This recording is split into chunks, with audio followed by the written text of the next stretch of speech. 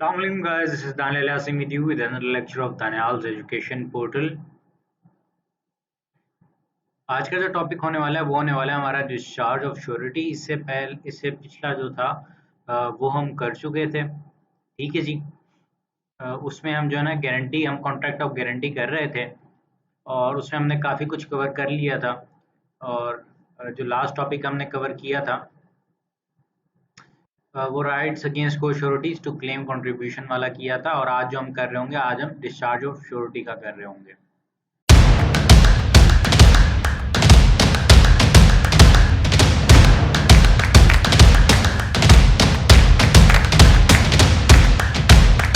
ठीक है जी। अगर आप कॉन्ट्रैक्ट एक्ट के पिछले लेक्चर्स देखना चाहते हैं तो लिंक डिस्क्रिप्शन में अवेलेबल है। बल्क में लेक्चर्स अवेलेबल हैं उसके, तो आप जाके देख सकते हैं। ठीक है जी, स्टार्ट करते हैं हमारे आज के लेक्चर को।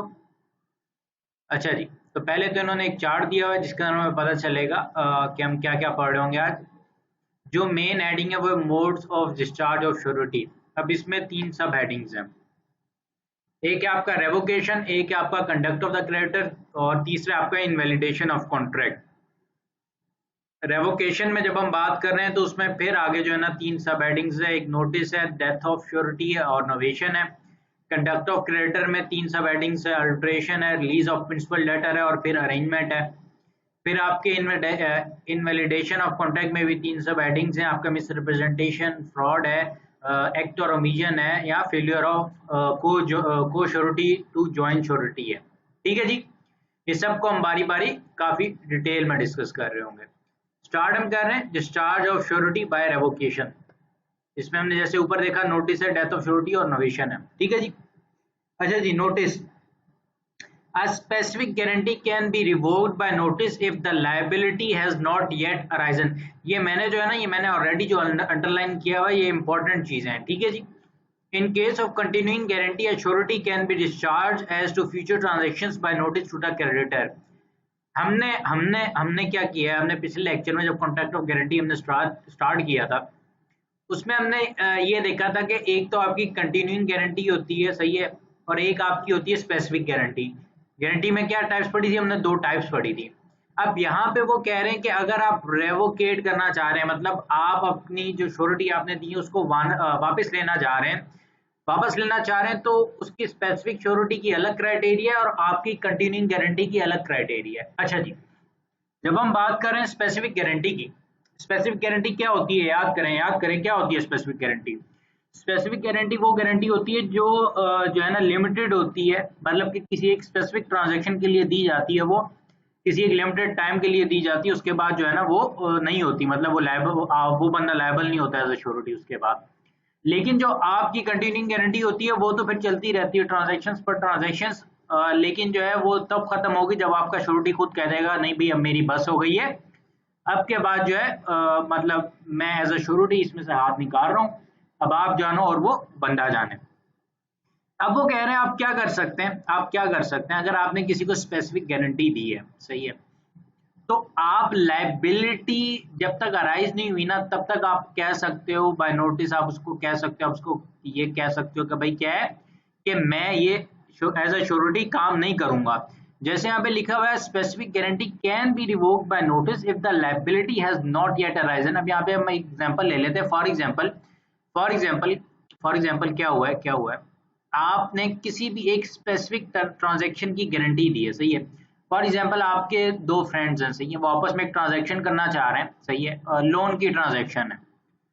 अब वो लोन की ट्रांजैक्शन के लिए आपसे बातचीत हो गई सारी कि भाई आपने कहा ठीक है मैं एज अ श्योरिटी हूँ। अब क्या हुआ? अच्छा, यहाँ पे गौर गौर करिएगा मेरी बातों पे। होता यूं है कि आपने अभी तक पैसे नहीं दिए, ओ सॉरी, वो जो आपके दोस्तों ने आपस में पैसे देने थे, फॉर एग्जांपल ए ने बी को पैसे देने थे, सही है, और आप एज अ श्योरिटी थे।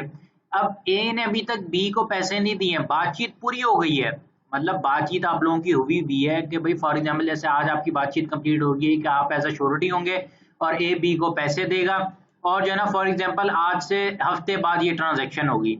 अब आपने उस ट्रांजैक्शन से पहले पहले ये कह दिया ना कि भाई मैं एज ए श्योरिटी नहीं रहूंगा, तो जो है ना आप ये काम कर सकते हो। लेकिन लेकिन लेकिन लेकिन लेकिन लेकिन फॉर एग्जाम्पल क्या होता है कि उसने लोन दे दिया, 1 वीक का पीरियड खत्म होते ही उसने लोन दे दिया, उसने जैसे ही लोन दे दिया, अब आप नहीं कह सकते, अब आप हरगिज नहीं कह सकते कि मैं जो है एज ए श्योरिटी बैकआउट कर रहा हूं, आप ये काम कर ही नहीं सकते। क्योंकि क्योंकि यहाँ पे क्या लिखा हुआ है, if the liability has not yet arisen, जैसे ही उसने उसको पैसे दे दिए लायबिलिटी अराइज हो गई कि नहीं हो गई, लायबिलिटी अराइज हो गई कि नहीं हो गई, लायबिलिटी अराइज हो गई ना, हो गई ना, समझ में आ रही है ना बात। तो लायबिलिटी जैसी अराइज हो गई तब आप स्पेसिफिक गारंटी के केस में आप बैकआउट नहीं कर सकते। और दूसरी क्या बात है, दूसरी कंटिन्यूइंग गारंटी की जब बात कर रहे हैं तो वहां पे तो केस ही बिल्कुल डिफरेंट होता है। जैसे जो अभी ऊपर एग्जांपल अभी अभी जो हमने एग्जांपल लिए ए से बी वाली, उसमें हम ये मॉडिफिकेशन कर देते हैं कि फॉर एग्जांपल ए बी के साथ बिजनेस करना चाह रहा है, सही है। अब वो तो आपके कंटिन्यूइंग नेचर की ट्रांजैक्शंस होगी, वो वन टाइम ट्रांजैक्शंस नहीं होगी। अब फॉर एग्जांपल आपने कह दिया, हाँ भाई तुम ए को कह दिया बी, ए को कह दिया कि तुम बी को सप्लाई करो, गुड्स सप्लाई करो, क्रेडिट पे तुम सप्लाई करो, वो तुम्हें पेमेंट करता जाएगा, कहीं पे भी कोई भी डिफॉल्ट होगा पेमेंट मैं कर दूंगा, सही है, आपने कह दिया। अब भाई ए ने क्या कर दिया, ए ने बी को सप्लाई करना स्टार्ट कर दी। अब 2 महीने गुजरे, 3 महीने गुजरे, 4 महीने गुजरे, सब अच्छा चल रहा है। और जो है ना अचानक आप कहते हैं कि यार अब जो है ना मेरे पास इतनी जो है ना वो बैकअप नहीं है मेरे पास भी, कि अगर इनकेस वो डिफॉल्ट कर जाता है तो मैं जो है ना पेमेंट कर सकूं उस चीज की, तो मुझे जो है ना एज श्योरिटी बैकआउट करना चाहिए। तो आप जाके अपने फ्रेंड ए को कहते हैं कि भाई मैं जो है ना एज ए श्योरिटी अब करने लगा हूँ बैकआउट। मतलब क्या है कि अब जो है ना मैं ये नोटिस पकड़ो, मैं जो है ना मैं अब बिल्कुल जो है ना एज ए श्योरिटी काम नहीं करूंगा। अब क्या होगा, अब क्या होगा, वो जब आपने नोटिस दिया ना उससे पहले तक जितनी ट्रांजैक्शंस हो चुकी थी, अगर उनमें कोई भी डिफॉल्ट होता है ना उसके लिए आप लायबल हैं, उसके लिए आप बिल्कुल प्रॉपरली लायबल हैं, आपसे पैसे रिकवर किए जा सकते हैं। लेकिन लेकिन लेकिन लेकिन जैसे ही जिस दिन आपने नोटिस दे दिया उसके बाद जो भी ट्रांजैक्शंस हो रही हैं उसके लिए आप लायबल नहीं है। उस नोटिस से पहले पहले तक जो भी ट्रांजैक्शंस हुई उसके लिए आप लायबल हैं, उस नोटिस के बाद आप बिल्कुल लायबल नहीं। ठीक है जी, ये मैंने बड़ा आपको डिटेल में समझा दिया नोटिस वाली कहानी। फिर आपका आ जाता है death of surety. The deceased sureties state will not be liable for any transactions entered into between the creditor and the principal debtor after the death of surety. क्या लिखा हुआ है, after the death of surety, ये भी important चीज है। After the death of the surety, even if the creditor has no notice of death। अगर मैं इसको पहले एक सिंपल अल्फाजों में समझाता हूँ फिर आपको एक कहानी से समझाता हूँ। जब हम सिंपल अल्फाजों की बात करते हैं ना तो उसमें वो ये कहना चाह रहा है कि भाई फॉर एग्जाम्पल क्या हुआ, एक श्योरिटी है, सही है, वो आपको जो है ना उसने श्योरिटी दी हुई है। फॉर एग्जाम्पल आपको जो है ना उसने 5 लाख रुपए की श्योरिटी दी हुई है एक बंदे के अगेंस्ट ना, और आप उसके साथ बिजनेस कर रहे हो। अब क्या होता है, अचानक से उसकी डेथ हो जाती है।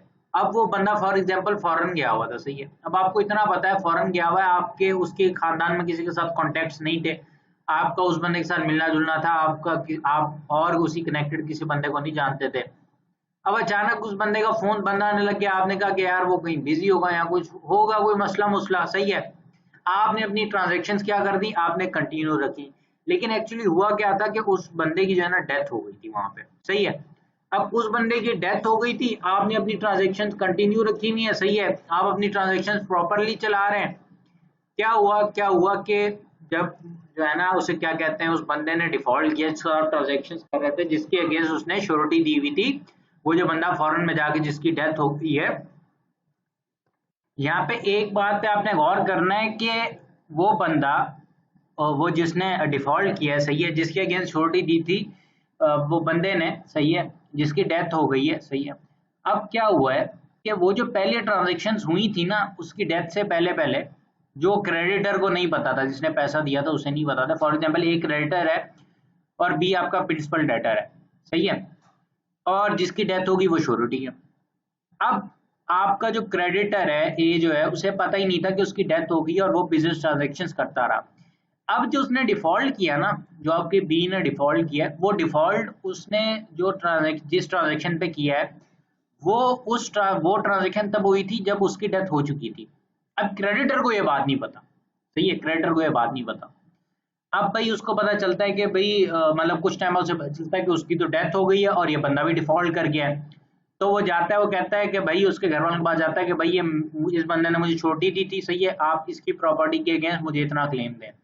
वो ये काम कर ही नहीं सकता, जो आपका क्रेडिटर है वो ये काम कर ही नहीं सकता।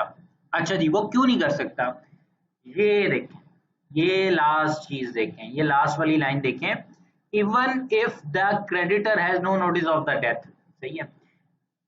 यहां से आप पूरा देखें, that ceased sureties state will not be liable for any transactions entered into between the creditor and the principal debtor after the death of the surety, even if the creditor has no notice of the death।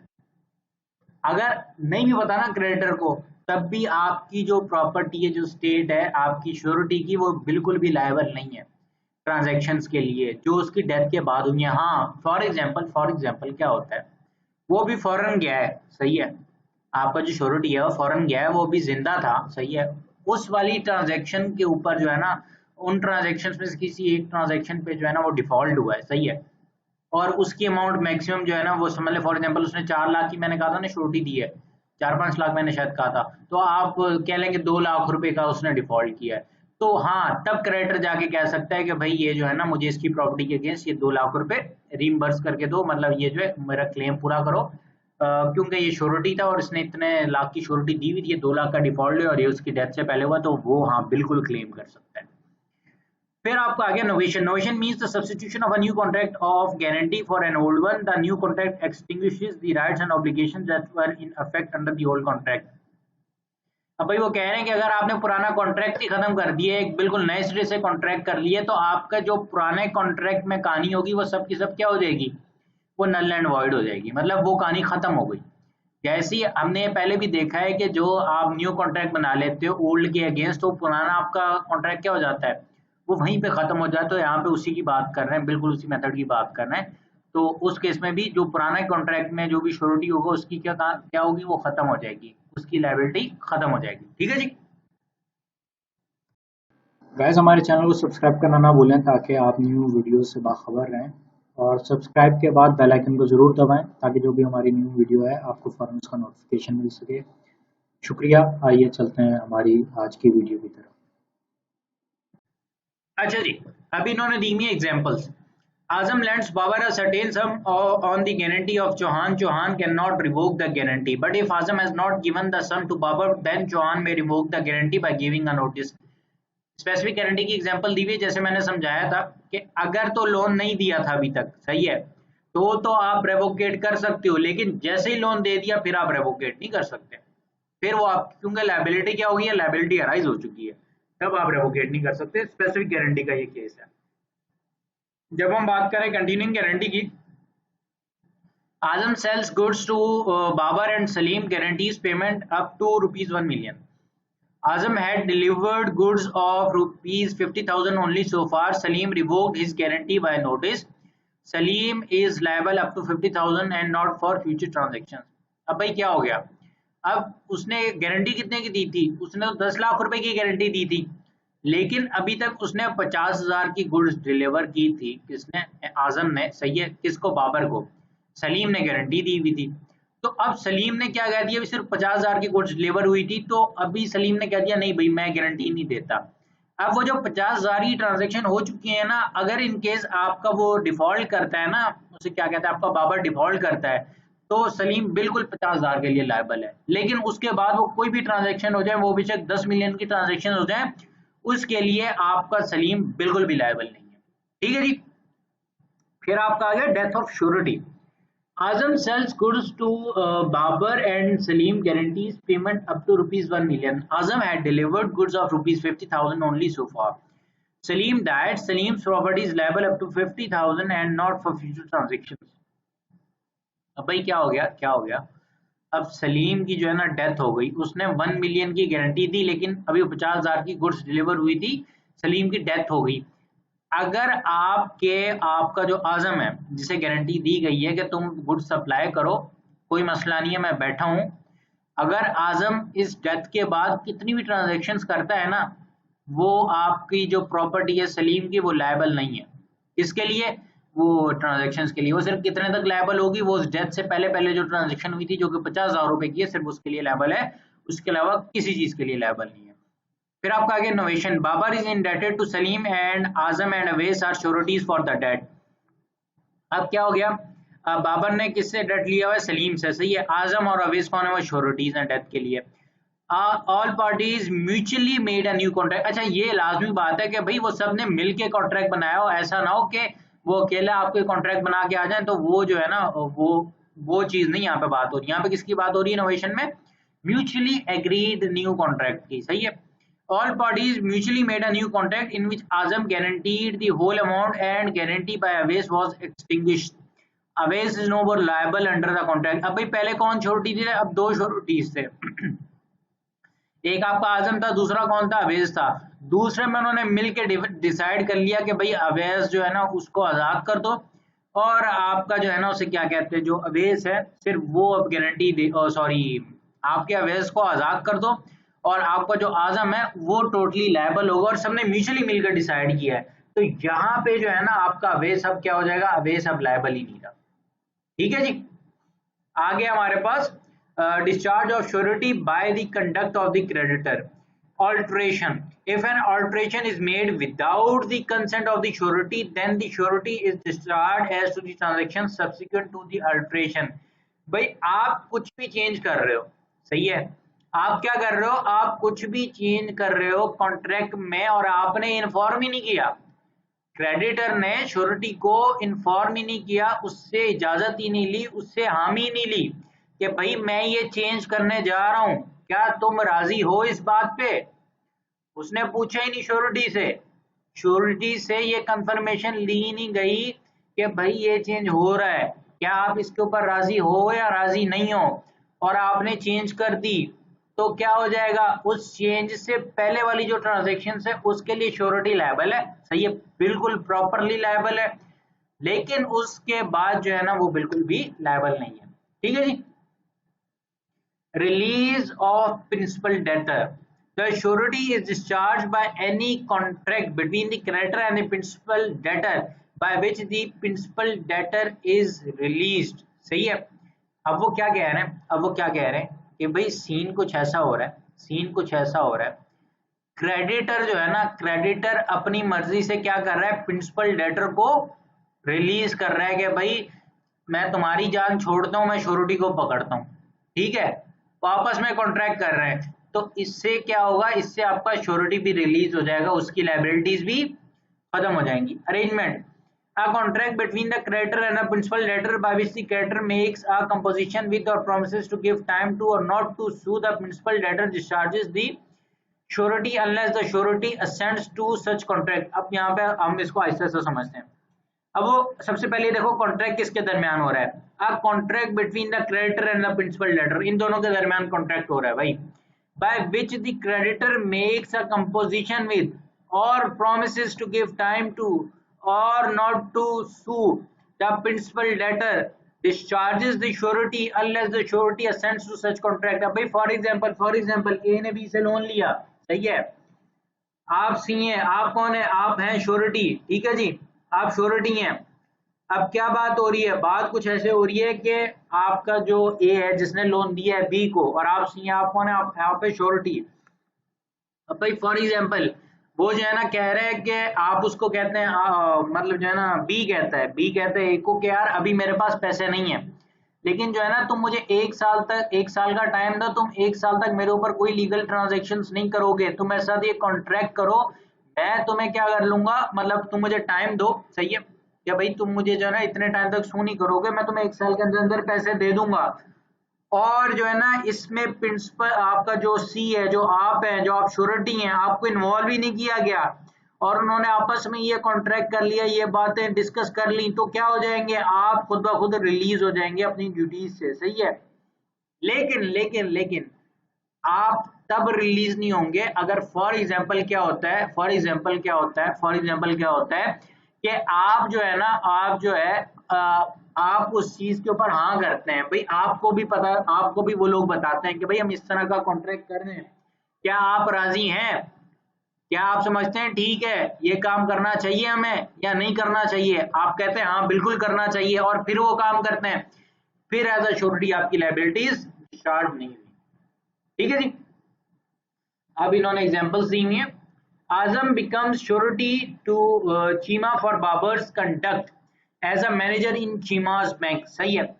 अब आजम ने क्या कर दिए, surety दे दी है किसकी, किसको दी है, चीमा को दी है, किसकी दी है, बाबर की दी है। सही है। और बाबर क्या करता है, बाबर चीमा के बैंक में मैनेजर है। सही है जी। Afterwards Babar and Cheema contracted without Azam's consent. याद रखिए ऊपर हमने अभी डिस्कस किया है कि एक वो सिनेरियो है जहां पे आप श्योरिटी को पूछ के काम कर रहे हैं, दूसरा वो सिनेरियो है जिसमें आप अपने श्योरिटी से बगैर पूछे काम कर रहे हैं। यहाँ पे वो कौन सा सिनेरियो लेके आ रहे हैं, वो सिनेरियो लेके आ रहे हैं जिसमें आपने अपने श्योरिटी से नहीं पूछा है। वो श्योरिटी कौन है, वो आजम है। यहाँ पे क्या लिखा हुआ आ रहा है, without Azam's consent that Babar's salary shall be raised and that he shall become liable for the 1/4 of the losses on overdrafts. Babar allows a customer to overdraft and the bank loses a sum of money. Azam is discharged from his surety ship by the variance made without his consent and he is not liable to make good this loss. क्या हो गया, क्या हो गया, उन्होंने alteration कर ली। सही है, उन्होंने क्या कर लिया, उन्होंने अल्ट्रेशन कर ली without the consent of surety.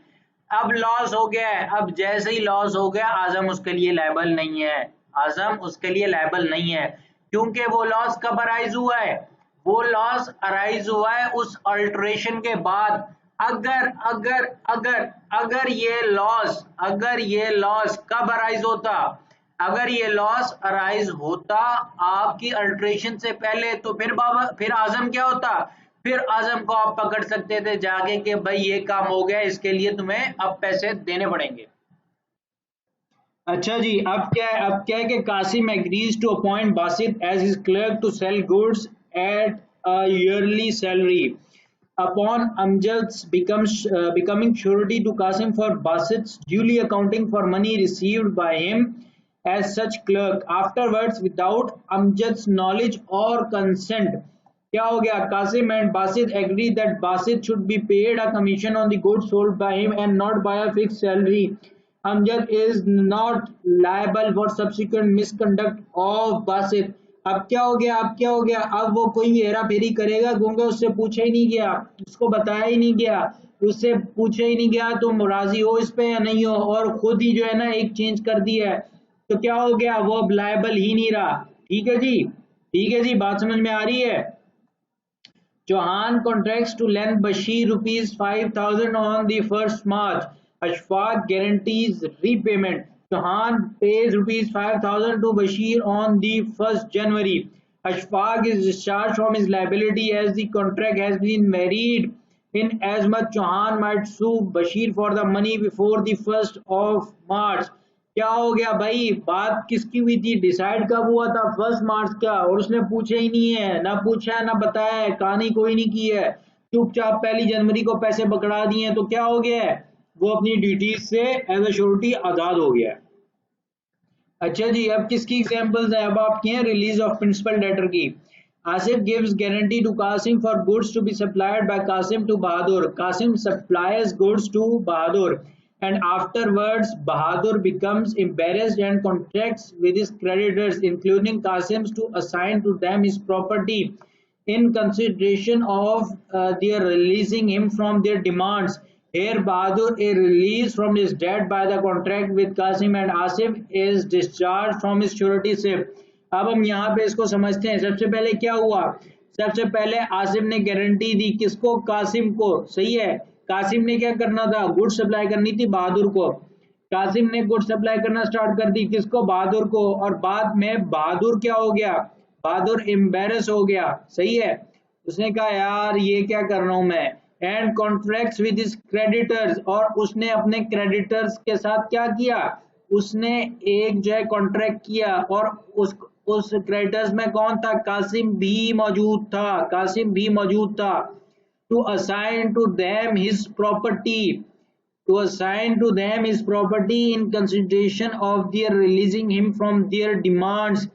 उन्होंने कहा, उसने कहा कि भाई ऐसा है कि मैं ये प्रॉपर्टी दूंगा, डिमांड कोई भी नहीं चाहिए अब मुझे, सिंपली ये प्रॉपर्टी मैं रख रहा हूँ एज अ कंसिडरेशन। सही है, अब आपने डिमांड कोई नहीं रखनी। सही है, अब यहाँ पे क्या हो गया, here Bahadur is release from his debt by the contract with Kasim. अब बहादुर क्या हो गया, बहादुर क्या हो गया, बहादुर ने जब ये कॉन्ट्रैक्ट कर लिया किसके साथ, कासिम के साथ, तो मतलब क्या हो गया, उसने अपनी पेमेंट कर दी सारी।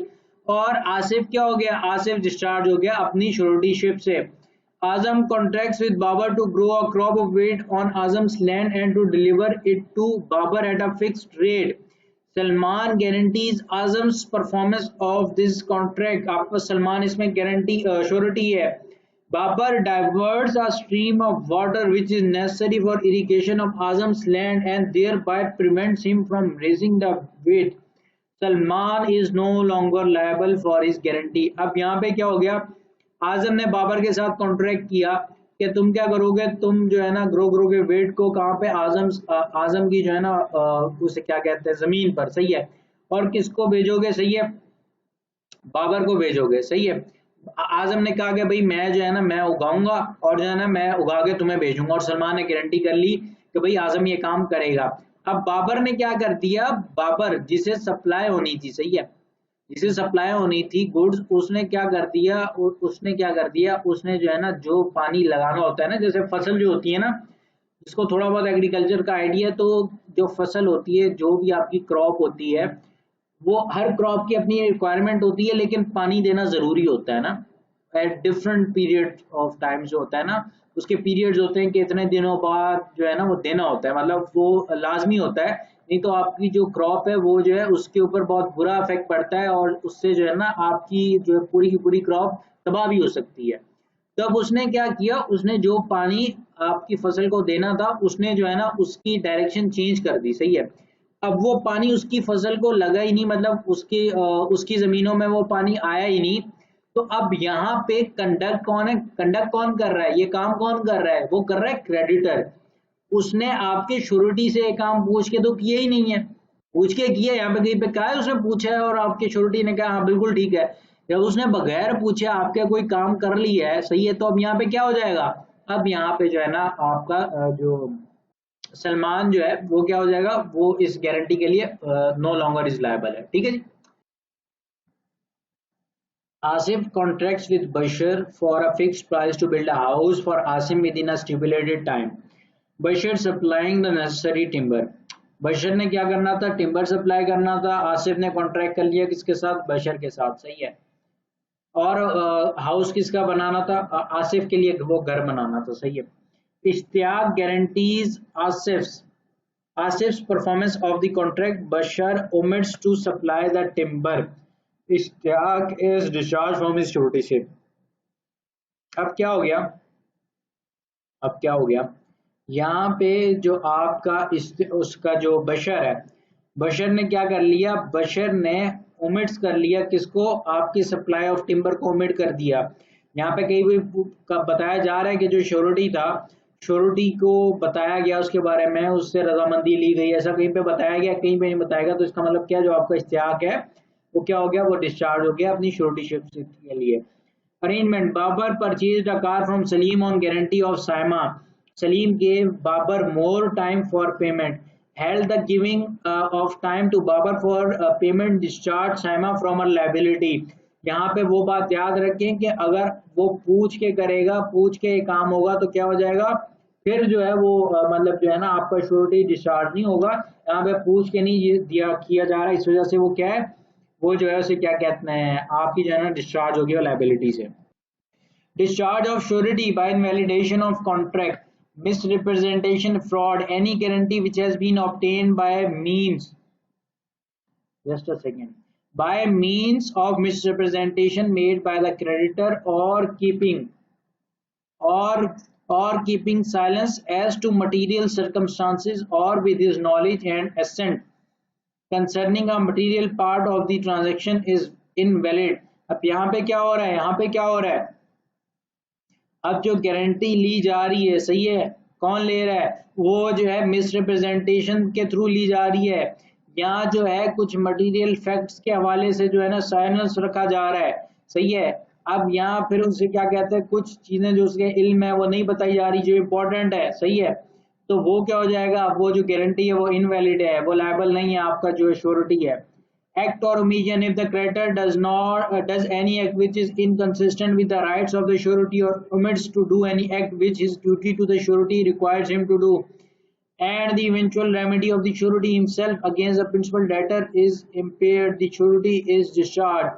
अब वो क्या हो रहा है, अब यहाँ पे वो आपका जो क्रेडिटर है वो कुछ ऐसा काम कर रहा है जो किसके राइट्स के अगेंस्ट है, वो आपकी श्योरिटी के राइट्स के अगेंस्ट है। वो कुछ ऐसी चीज ऐसा काम कर रहे हैं, कुछ ऐसी चीज ओमिट कर रहे हैं जो कि आपके जो राइट्स हैं श्योरिटी के, किसके अगेंस्ट जो है उसे क्या कहते हैं, प्रिंसिपल डेटर के अगेंस्ट वो क्या हो रहे हैं, वो जो है उसे क्या कहते हैं, इम्पेयर्ड हो रहे हैं, सही है। तो वो क्या हो जाएगा, आपका श्योरिटी डिस्चार्ज हो जाएगा।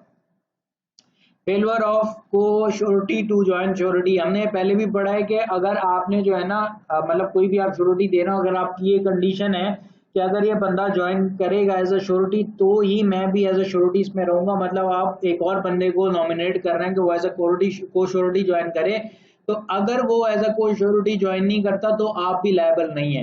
यहाँ पे वही बात है, where a person gives a guarantee upon a contract that a creditor shall not act upon it until another person has joined it as co-surety, the guarantee is not valid if the other person does not join। वही बात, जब तक join नहीं करेगा जब तक guarantee valid नहीं है। Fraud, Azam engages Babar as a clerk to collect money for him. Babar fails to account for some of his receipts and Azam in consequence calls upon Siraj to furnish security for his duly accounting। Siraj gives guarantee for Babar's duly account।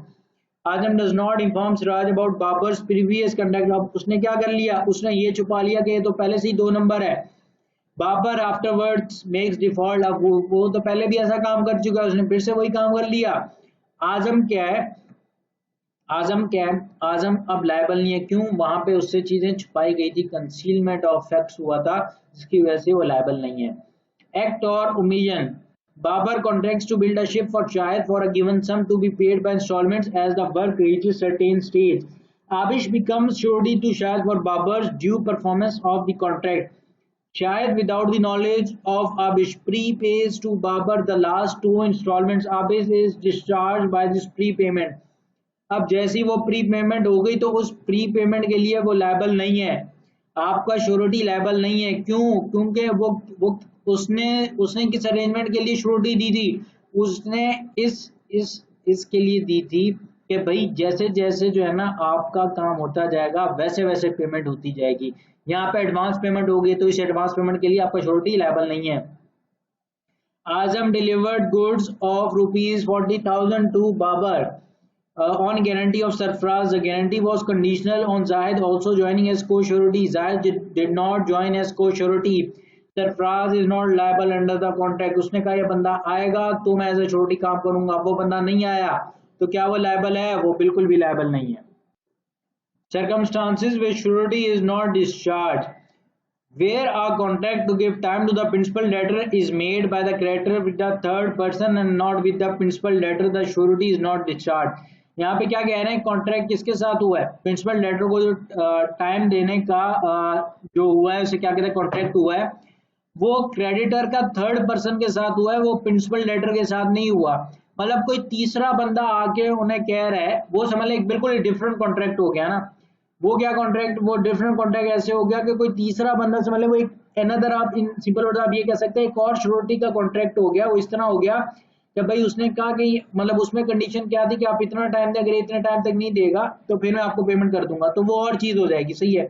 या आपने किसी और को कह दिया कि भाई ठीक है तुम जो है ना मेरे इतने टाइम तक प्रॉमिस करो, ठीक है, अगर ये प्रॉमिस जो है ना कंप्लीट हो जाता है, मतलब ये 1 साल तक नहीं करता, तुम बेशक फिर इसे सू कर लेना, तब तक तुम सू नहीं करो।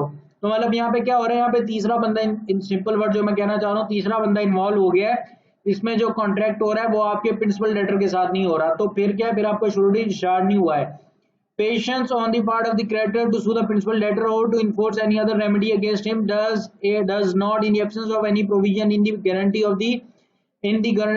to the contrary discharge the surety। अब भाई वैसे ही वो बंदा कह रहा है चलो खैर है कोई नहीं यार, इसको और टाइम दे देते हैं, बंदा अच्छा है, खैर है कोई नहीं, वैसे टाइम पूरा हो गया लेकिन इसको हम टाइम देते हैं तो उस मामले में भी आपका श्योरिटी क्या डिस्चार्ज नहीं होगा। Where there are co surety the release by the creditor of one of them does not discharge the other और does it free the sureties और release from its responsibility to other sureties. भाई उसका directly जो creditor है उसके साथ वाली कहानी खत्म हुई है सिर्फ, बाकी श्योरिटीज के साथ उसकी अरेंजमेंट जो है वो वैसे की वैसी ही है। अब इन्होंने एग्जांपल्स क्या दिए हैं, Azam lends ₹1 million to Babar for 1 year on the guarantee of Salim. Azam promises to Zaid a third party a friend of Babar to give more time to Babar to return the loan. Salim is not discharged from his liability। अब क्या हो गया, उसने ये कह दिया यार खैर है तुम टाइम दे दो, तुम मुझे जानते हो मैं ये तुम मुझे जानते हो ना मैं अच्छा बंदा हूँ, तुम मेरे कहने पे इसे टाइम दे दो। तो उसने क्या कर दिया, उसने टाइम दे दिया। Babar is indebted to Salim and Azam and Awais are sureties for the debt. Salim released Awais as surety. The liability of Azam is not discharged by release of co-surety। अब उसकी जो liability है वो खत्म नहीं हुई, सही है, उसकी जो को-श्योरिटी की लाइबिलिटी थी वो भी खत्म नहीं हुई, अगर वो डिस्चार्ज हो भी गया तो भी। अब क्या आ गया हमारे पास, contract difference between contract of indemnity and contract of guarantee। The following table summarizes the key differences between the contract of indemnity and contract of guarantee as explored above। Contract of indemnity and contract of guarantee। Number one, number of parties। There are two parties, indemnifier and indemnity holder। There are three parties, principal, debtor, creditor and surety। Number of contracts, there is only one contract, there are three contracts। ये हमने starting में देखा था कैसे। Object, the indemnifier undertakes to save the indemnity holder from any loss, सही है। The surety undertakes for the payment of the debts of principal debtor in case of his default। Nature of liability, the liability of indemnifier is primary and unconditional। The liability of surety is secondary and conditional and coextensive। Commencement of liability, the liability arises on the happening of contingency। The liability arises only on the non-performance of an existing promise or non-payment of an existing debt। Right to sue, the indemnifier cannot sue a third party in his own name because of absence of privity of contract between him and a third party। A surety on discharging the debt of principal debtor can sue the principal debtor in his own name।